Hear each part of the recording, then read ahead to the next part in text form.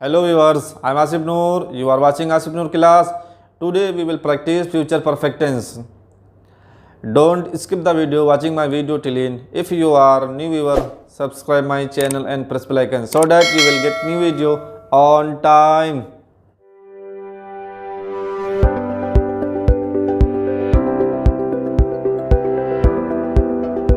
First of all, we will know about the future perfect tense.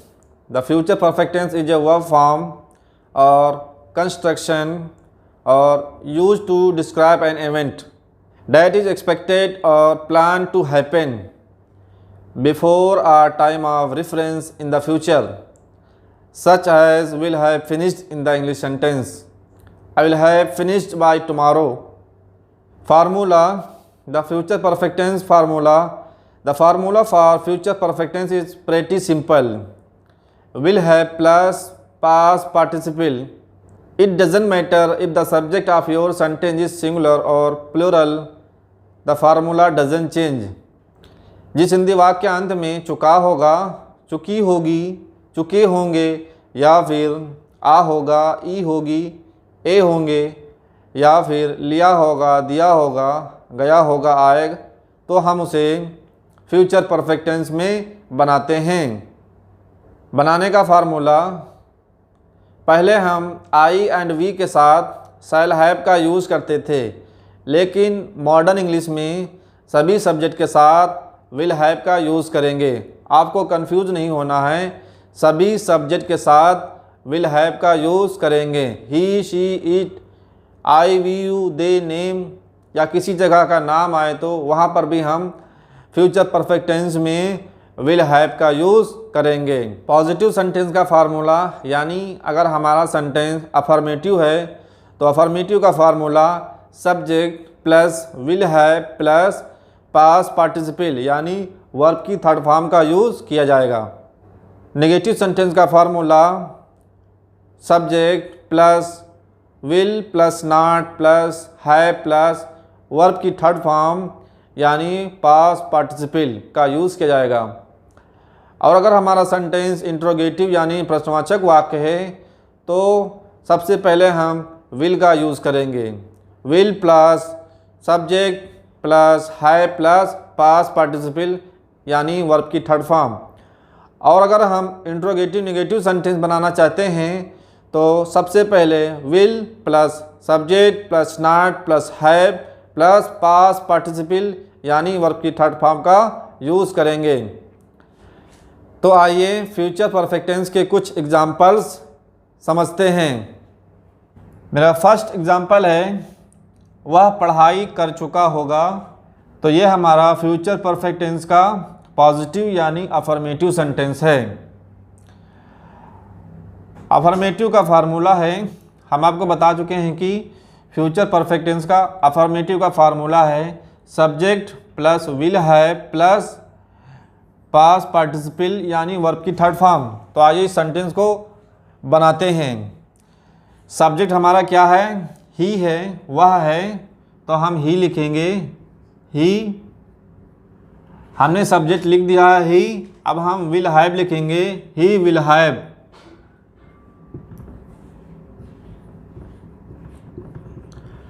He will have. अब हम verb की third form लिखेंगे।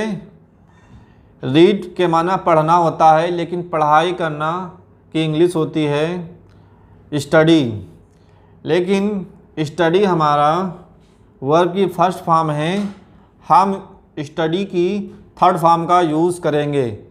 तो यहाँ पर लिखेंगे studied. He will have studied, वह पढ़ाई कर चुका होगा। यह हमारा फ्यूचर परफेक्ट टेंस का सेंटेंस कंप्लीट हो गया। अब हम सेम सेंटेंस को नेगेटिव सेंटेंस में बनाएंगे। नेगेटिव सेंटेंस का क्या फार्मूला है? Subject plus will plus not plus have plus verb की थर्ड फॉर्म। तो आइए बनाते हैं। सबसे पहले सब्जेक्ट लिखेंगे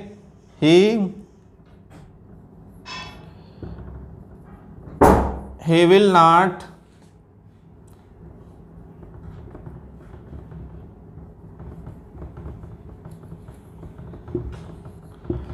he will not have studied, यह हमारा नेगेटिव सेंटेंस बन गया। बस आपको फार्मूला याद रखना है, आप फार्मूला याद कर लीजिए और कमाल कमाल के सेंटेंसेस बना सकते हैं। ओके, अब हम इसका इंट्रोगेटिव सेंटेंस बना लेंगे, यानी प्रश्नवाचक वाक्य, जिसमें जिन सेंटेंसेस में क्वेश्चन किया जाता है उसे हम इंट्रोगेटिव या प्रश्नवाचक वाक्य कहते हैं। ओके, वह पढ़ाई कर चुका होगा, ही विल हैव स्टडीड, वह पढ़ाई नहीं कर चुका होगा, he will not have studied, क्या वह पढ़ाई कर चुका होगा। तो आप जानते हैं इंट्रोगेटिव का क्या फार्मूला है। विल को पहले लिखेंगे, will he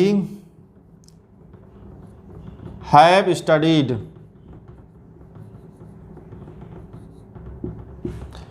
will he have studied, क्या वह पढ़ाई कर चुका होगा।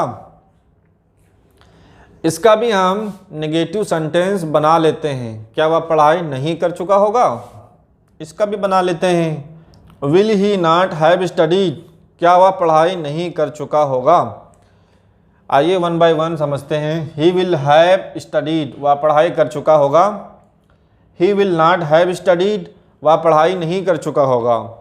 विल ही हैव स्टडीड, क्या वह पढ़ाई कर चुका होगा। Will he not have studied, क्या वह पढ़ाई नहीं कर चुका होगा।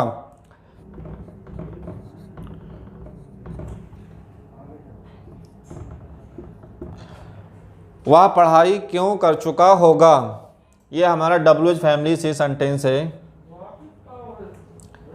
Why will he have studied, वह पढ़ाई क्यों कर चुका होगा। Why will he not have studied, वह पढ़ाई क्यों नहीं कर चुका होगा।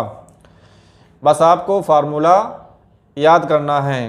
ओके, यहाँ पर सब्जेक्ट ही है, लेकिन हम यहाँ पर अगर सब्जेक्ट चेंज कर दें, ही की जगह शी कर दें, तो वह पढ़ाई कर चुकी होगी। या यहाँ पर किसी का नाम लिख दें, Ram will have studied, Ram पढ़ाई कर चुका होगा। ओके, सब्जेक्ट प्लस वर्ब की थर्ड फॉर्म को चेंज कर दिया जाए तो हमारा सेंटेंस चेंज हो जाता है।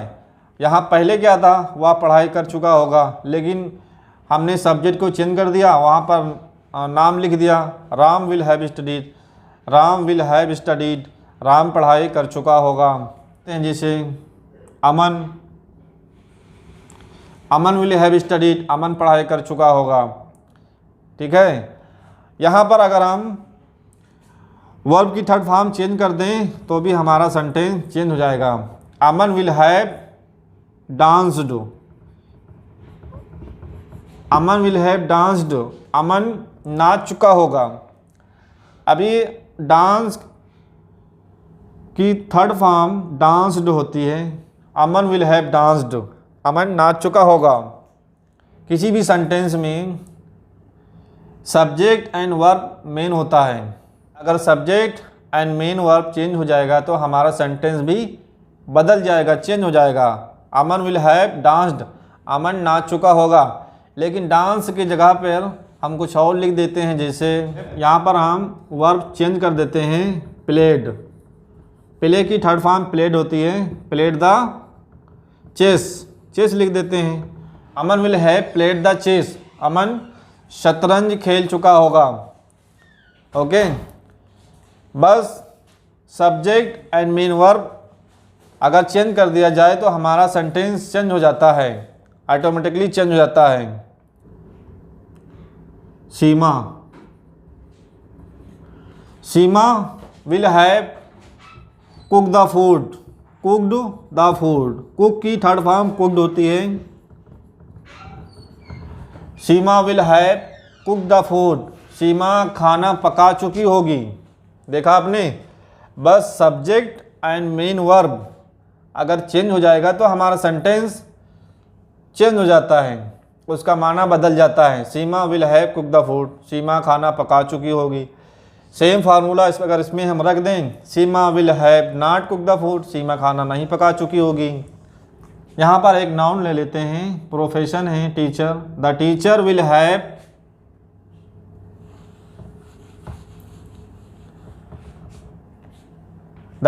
Have taught you।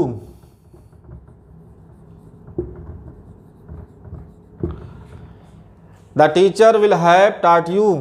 अध्यापक आपको पढ़ा चुके होंगे। फ्यूचर टेंस की बात हो रही है। The teacher will have taught you। अध्यापक आपको पढ़ा चुके होंगे। फार्मूला क्या है? Subject teacher, will have, verb की थर्ड फॉर्म taught, टीच की third form taught। The teacher will have taught you। You हमारा प्रोनाउन है। और अगर आपको सेंटेंस को बड़ा करना है, बढ़ाना है, सेंटेंस बड़े सेंटेंस बनाना है, तो इसमें अदर वर्ड, ऑब्जेक्ट,